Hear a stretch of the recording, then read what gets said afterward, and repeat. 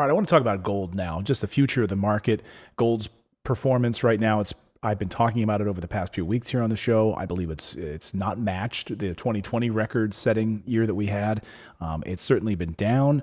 It's, you could argue, still in a bit of a bear play right now, but many market watchers believe long-term gold is going to go up. It's going to explode. Marc Lichtenfeld is the chief income strategist at the Oxford Club. And he is going to be here right now to talk about some of the positive news, perhaps surrounding gold and just broader market conditions right now. Marc, great to have you here on the show. Welcome. Oh, thanks so much for having me. My pleasure. So just, we heard, I guess we want to start with some of the early news here on what we heard from Jay Powell yesterday. I want to get your take on that before we dive into some gold news. So everyone was sort of sitting there with bated breath, wondering what Jay Powell was going to talk about, and he said basically nothing. Interest rates will remain where they are, and we're going to continue to buy up all of these bonds and do all of the stuff that we've been doing, and nothing. And Wall Street did a happy dance. So first, just your sort of macroeconomic feelings of what we saw yesterday. Yeah, I'm in a little bit of disbelief, just that the Fed is being just so dogmatic, I guess would be the word I would use, about keeping rates, at rock bottom. I mean, we just saw GDP exploding 6.4%, personal spending up over 10%. I mean, these are China type numbers. And I fully understand that we're just emerging from the pandemic and just the horror show that was for the economy. But at some point, I think you have to let the data dictate what policy is going to be, and not just have this stance that we're going to keep rates low no matter what. So and I've been saying this since last summer, that I expect inflation to go much higher than anybody is anticipating, because of this dogmatic stance that they're going to keep rates at rock bottom levels, no matter what's happening. And so we know we have just trillions of dollars and potentially more of stimulus money. It's going to be sloshing around the economy. We have a lot of economic activity with people spending and businesses opening up, and just the idea that you're going to keep rates at rock bottom levels, it makes no sense to me. I think inflation is going to get out of control. What are you going to do when inflation gets out of control as an investor? That's a great question. So one of the things that I've been recommending to my readers is to get into stocks that are going to be able to take advantage of higher inflation rates. So things like metals miners, both precious metals and industrial metals. I'm looking at the financial institutions that have really been hit very, very hard during these low rate this low rate environment. They're already starting to move higher, but I think it's going to be an extended move higher. And any company that can charge rates and pass those higher costs onto the consumer, I think should do well. So I think there are some plays. I think there are some plays in real estate that I want to start looking at. But there are going to be ways to make money. Just because inflation is going to be higher doesn't mean everyone's going to go broke. Not at all. There's some terrific investments you can make. So store of value. I mean, I'm a big real estate investor, as my audience knows, and we this year are building over 400 homes, and that is one of our big focuses, of course, is real estate as a store of value, as a hedge against inflation, traditionally, and we're seeing rents continuing to rise. We're seeing property values and appreciation in the markets we're building in. Then also precious metals and gold. So I want to ask you what elements you're seeing right now, because as I look at gold prices today, I'm seeing up a little bit this morning, but still in that 1700 range. Some people saying that this could, head up towards 2000. Where do you see gold going over the next few months? Yeah, it's a real head scratcher, because everything going back, probably at least a year, suggests that gold should have been shooting higher. I talk to one hedge fund manager every day, a very good friend of mine, and we say, how is gold not going higher with prices rising, with all this stimulus dollars? I mean, everything is lined up for gold to go higher. So the fact that it's not has me a little concerned and trying to figure out what I'm missing. That being said, I haven't found that thing that I'm missing yet. And I do believe gold is going to go higher eventually. If for some reason it's taking a little bit longer, we are seeing silver catching up. The gold silver ratio had been quite wide. Silver is starting to narrow that a little bit. So silver is doing a little bit better than gold right now. So it's a very difficult question to answer. I do think over the next several years, gold is going to go higher. Will it be, are we going to get this move in 3 to 6 months? I don't know, but I'm fairly confident that 3 to 5 years, gold is going to be significantly higher. And just for the record, I am not a gold bug. I'm not a permanent gold bug. I'm not. This is probably the first time in my career I've been bullish on gold. So what do you think it is? I know you said you've been hunting for it, like Indiana Jones style right now, trying to find out exactly, what is it? Why is gold staying in that 1,700 range right now, and not really moving up as we see this government printing money like crazy? We see everyone sort of running for the hills right now, worried about this hyperinflation period coming. What do you think it is? I mean, I know you've been looking around under every rock, but Right. what could be holding it back? I think there are probably plenty of investors that are switching their allegiances from gold to crypto, especially There we go. Bitcoin as a store of value. Perhaps they're also just focused on the stock market. I mean, the stock market has been in a bull market for 12 years now and shows no signs of letting up, really. So, and especially recently when we had the craziness with SPACs and with marijuana stocks, there were a lot of speculative places you could put your money that were exciting, that were capturing investors' attention. So it could be that investors are simply a little distracted with all these other opportunities going on. And it could be, you're right. I mean, some of these retail investors who are just simply not interested in store of value, right? They're more interested in the exciting GameStop play, the Dogecoin play. So that could really be disrupting maybe the excitement around gold. Because if anything, gold is just a store of value. It's not terribly exciting, I guess, right? Exactly, and it doesn't pay dividends. It's there's no earnings. There's not a lot of news to follow. It really is quite boring. And I think the people that invest in it and invest for the long term, not the traders, have that kind of long term time horizon. And I think especially a lot of the newer traders who've come into the market certainly don't have that kind of time frame in mind. Right. So you mentioned silver, sort of decoupling itself from gold. Where do you see silver running over the next few months? I've never really. I'm somebody who comes out with price targets because having been on the sell side previously, I know price targets are absolutely meaningless. I do think silver is going to continue to go higher. Like I said, I'm bullish on precious metals and industrial metals. I can't pick a number for you. Unfortunately, it would be a useless exercise for me, but I do think it's going significantly higher. Let's talk about the news of the day. Also, we had Powell yesterday, and we also had President Biden giving his 63-minute speech last night. And see, Grover is super excited about that last night. In the eco space, sorry, that's my dog, exploding in, we're going to see just an enormous amount of money pouring into, into infrastructure. How are you playing this right now? Where are you? You have to have reams of paper in front of you, I'm sure, trying to analyze where this money is going to flow.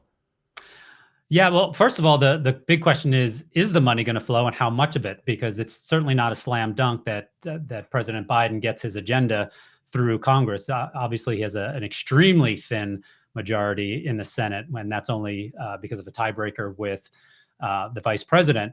So, right now, I think Joe Manchin is probably the most powerful person in America, because it seems like he could be the deciding vote on a lot of these things. So I think it's very tough to gauge right now exactly which parts of his plan and how much of the plan is going to get pushed through. That being said, I do think, and I am hopeful that there will be some kind of consensus, that we can get some kind of infrastructure bill passed. And it's not because of a needed stimulus. It's because we need the repaired infrastructure. And it is something that will help the United States economically and compete with the rest of the world. So I do think that there's going to be, obviously the roads and the bridges and those kinds of things, any kind of construction, again, going back to the industrial metals theme. And I think there's going to be a lot of investment in technology. We're seeing 5G ramping around the country. So even though technology right now is kind of wavering a little bit, it obviously had been very, very hot for years. It's kind of giving up some ground to value now. I do think technology, especially certain aspects of technology, are going to remain strong. Well, your book, Get Rich with Dividends, So obviously a big fan of dividends. Where are you seeing what stocks are you plays right now are you most bullish on from a dividend perspective? So it's really difficult to find decent yields these days. Just like it's very difficult to find decent bond yields as well, because the market has been so strong and so many companies have soared, decreasing their yields. So there are attractive yields in energy, especially in the oil sector. I do like some of these companies. I'm a little hesitant to get overweight and chase the yields there. So I think you definitely want exposure to oil and gas, but again, you don't want to be overweight. And then I think other types of industrials like chemicals. I recently recommended Dow, former Dow Chemical, has a nice 4.3% yield. So things like that, companies that are going to be able to provide the picks and shovels for building out infrastructure and rebuilding the economy. When you look at, I mean, I've really been talking to our audience quite a bit about value investing during this time. What would you advise to maybe a new trader just getting into the space, thinking about, wow, I see volatility, I see crypto running away, I see hyperinflation coming.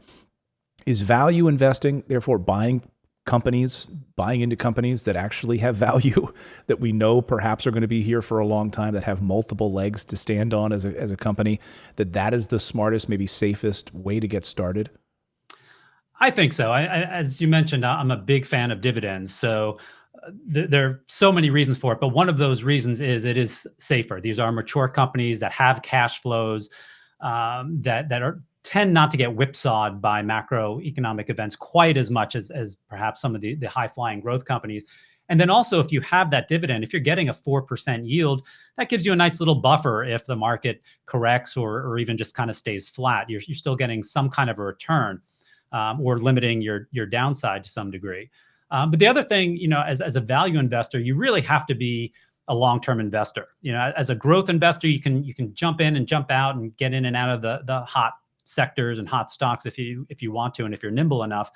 That's not really going to work with value. So you need to find companies that are good value, that are cheap enough, that maybe have a nice floor beneath them if the market corrects. And that are sustainable businesses, and I don't mean that in the green way. I mean, they'll continue on to generate cash flow no matter what, and you're going to hold them for 5 years, 10 years. I mean, if you can find a good value stock that you can buy and hold for 10 years, especially one that grows the dividend every year, you're going to do exceptionally well, and probably a lot better than chasing Tesla or Facebook, no matter how hot they are right now.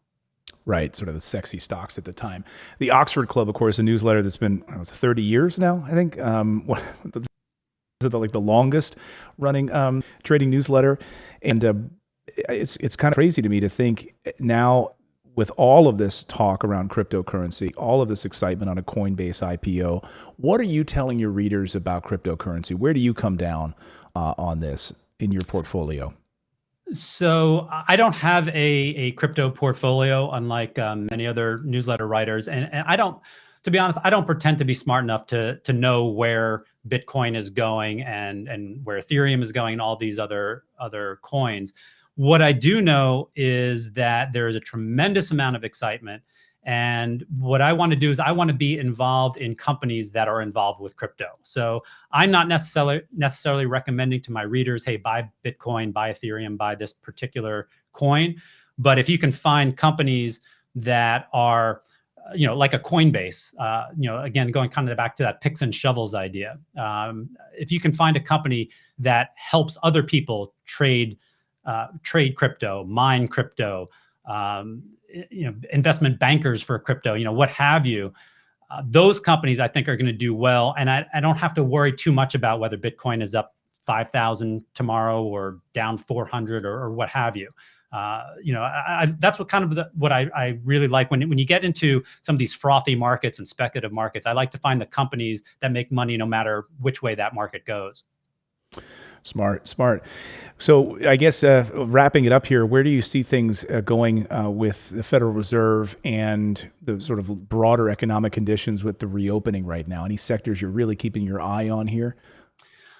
It's such an interesting market because things, in my opinion, are quite frothy. I mean, valuations are very high. We're seeing all kinds of signs of pretty extreme speculation, like we saw with the SPACs recently. And but by the same token, I do believe strongly in that old adage: don't fight the Fed. So until the Fed is showing any indication of raising rates, I do think markets are going to continue to be strong. We may have some corrections. We may even have some significant down moves, just because markets do that from time to time. But I think the broader trend is definitely higher for the time being, and I don't anticipate changing that stance until I see some indication from the Fed that they are going to at least think about tightening rates at some point in the future. My guest has been Marc Lichtenfeld. He is the chief income strategist from Oxford Club, and people can check out the newsletters by going to oxfordclub.com, right? I got the right website. Yes, oxfordclub.com. Marc, great to see you. Thank you so much for your analysis. We'd love to have you back on a regular basis. Yeah, my pleasure. Thanks again for having me. You bet. Thanks again for joining us. And thanks to all of you for subscribing to the channel. Be sure to watch our daily live show. We do a show every morning at 9 a.m. Eastern Time. Help you make more money, learning about trading, learning about how to actually improve your financial well-being right here on the channel. So please subscribe, and we'll see you bright and early tomorrow morning at 9 a.m. Eastern Time.